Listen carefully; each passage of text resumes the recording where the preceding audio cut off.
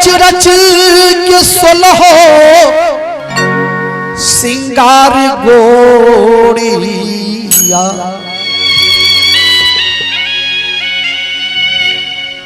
करहो रच रच के सोलहो सिंगार गोरिया जैबो दुल्हन बन के सजना दुआर गोरिया जैबो दुल्हन बन के सजना दुआर गोरिया द्वार गोरिया हो तू द्वार गोरिया द्वार गोरिया हो तू द्वार गोरिया दुल्हन बन के सजना द्वार गोरिया जय हो दुल्हन बन के सजना द्वार गोरिया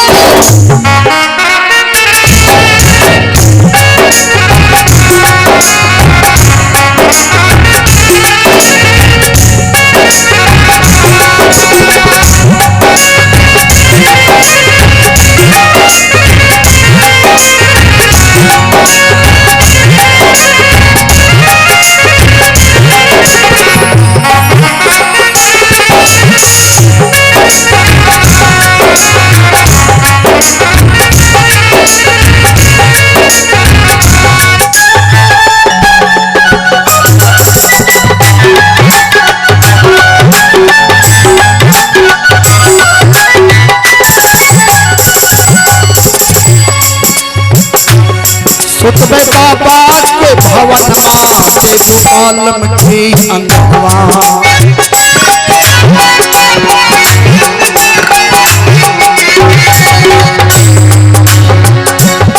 सुतबे बाबा के भवन माते आलम की अंगवा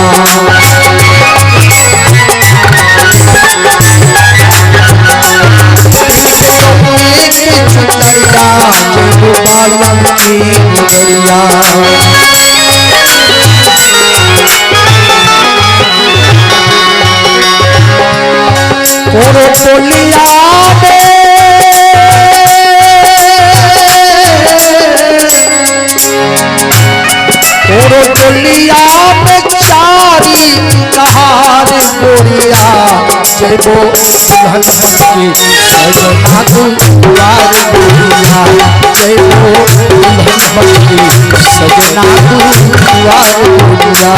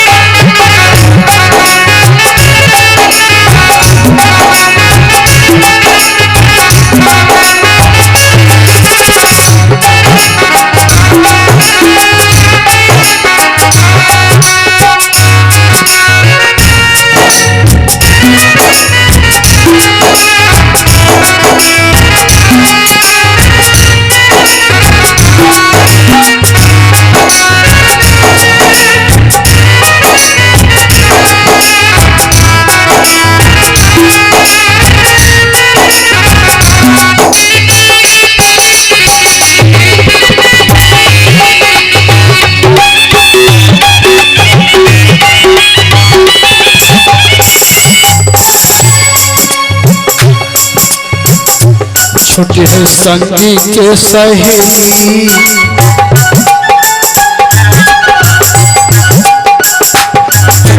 संगी के सहेली गोरी भो तू अकेली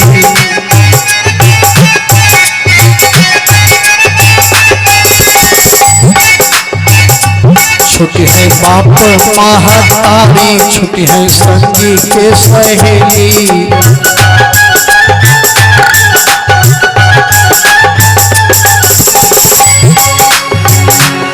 छुट्टी है रास्ते में टोलिया कहानी गोरिया। छुट्टी है रास्ते में टोलिया कहानी गोरिया। जब वो दुल्हन बन के सजना दुआर गोरिया, जब वो दुल्हन बन के सजना दुआर गोरिया।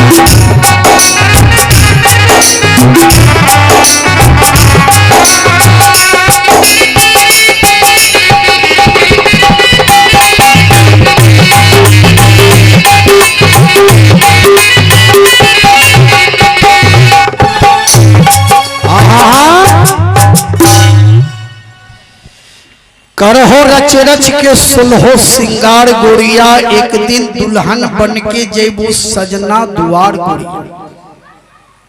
सोलो सिंगार मतलब क्या? 10 कट्ठा बेची